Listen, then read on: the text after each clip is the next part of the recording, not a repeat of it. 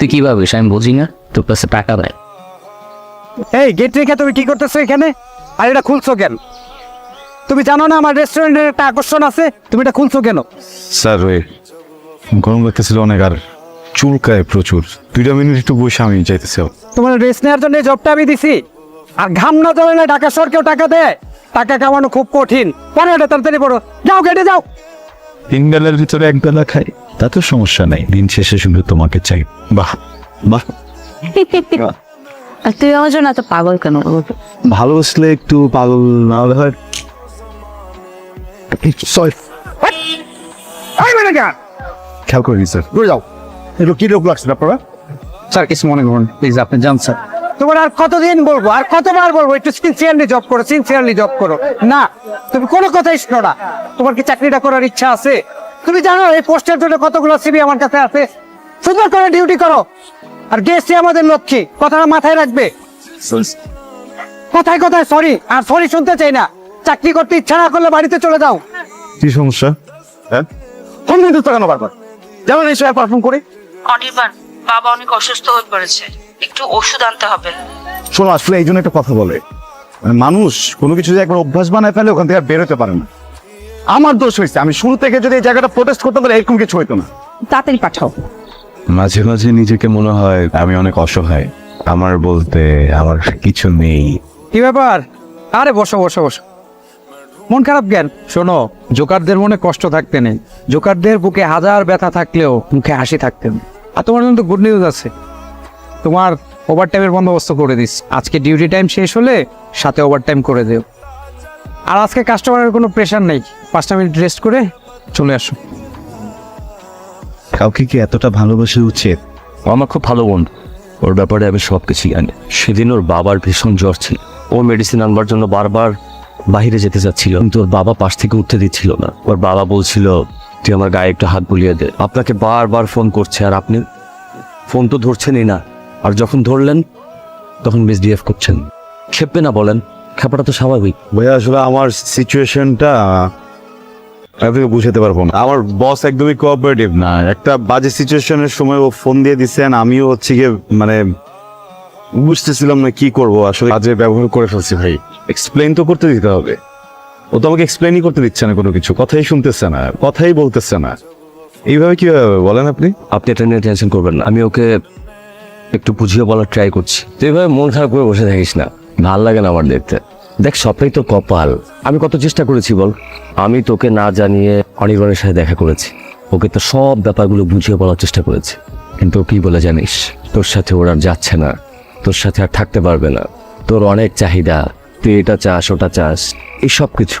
তাই ও তোর সাথে আর থাকতে পারছে না, ও বলতেছে তোর সাথে থাকা সম্ভব না, তাই ও তোর থেকে দূরে চলে গেছিল।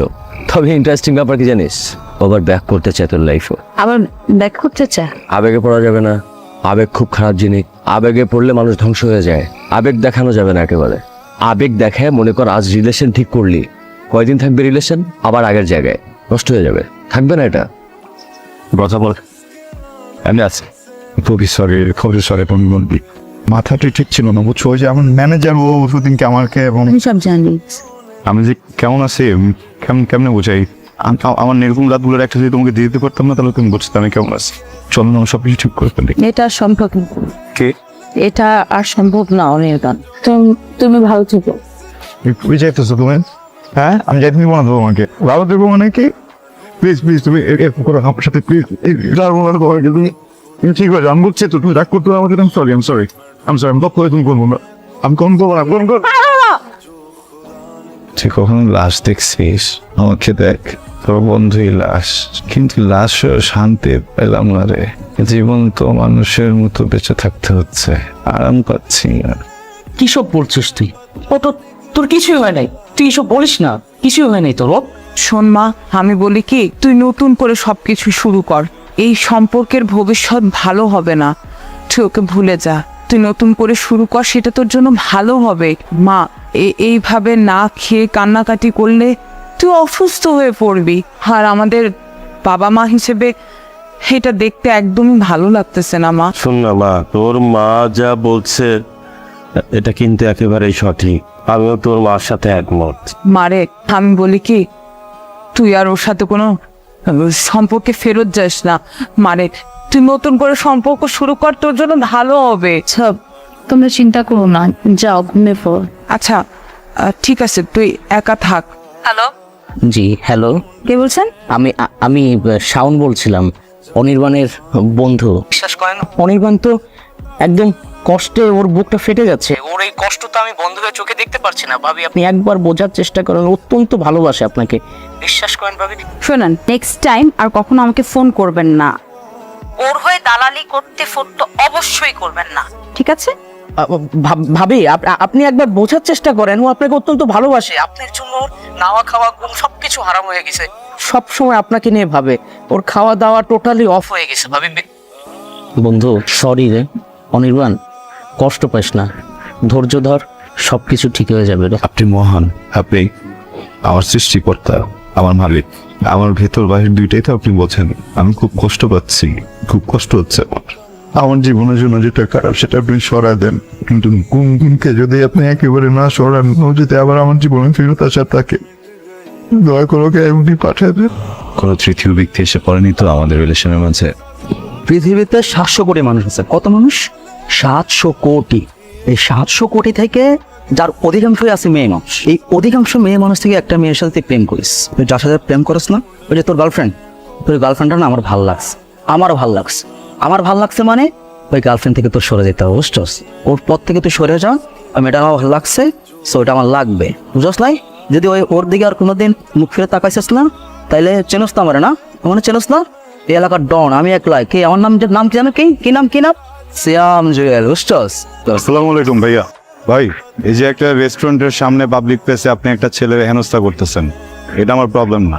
আপনি ওর কাছে যেসব অনৈতিক জিনিসপত্র চাইতেছেন, ওইটাও আমার প্রবলেম না। আপনি ওর মন ছেলে আরো মারেন, ওইটাও আমার প্রবলেম না। প্রবলেমটা কোথায় জানেন? আপনার নামটা ভাই, আপনার নামটা পাল্টাই ফেলেন। না পাল্টাইলে কি করবি? সমস্যা কি হবে? আপনার সমস্যা হবে। ঝামেলা মানে চেনস আমারে? এই অফিস নেই? যাবো তো, কিন্তু তুই আবার আগে কেমনি কি? তোর জন্য নাস্তা বানিয়ে আনছি, তাহলে ওইটা খায় নিস। আমি গেলাম। গুনগুন, আমি না তোকে অনেক ভালোবাসি, আমি না তোকে ছেড়ে বাঁচতে পারবো না। কি মেয়ে ছেলের মধ্যে কি সবসময় ডিফারেন্সিয়েট করতে হবে? না মানে ব্যাপারটা দেখ, তুই কিন্তু ভুল বুঝছিস আমাকে। আমি আসলে মানে বুঝাতে একটা কথা বল, সত্যি সত্যি অনির্বাণ কি তোকে আসলে কথাগুলো বলছিল? বুঝতে পারছি, আর বলবে আমি এটা কি করছি? হারিয়ে ফেলতে চাইনি তোমাকে, তবে ধরে রাখার সাধ্যও ছিল না। আমি জানতাম তুমি আসবে, কারণ ভালোবাসি। না বলেও যতটুকু ভালোবাসা ফেলে গিয়েছিলে আমার কাছে তাও বা কম কিসে। কি হলো, সামনে আসো। তুই সুখে তুই দুঃখে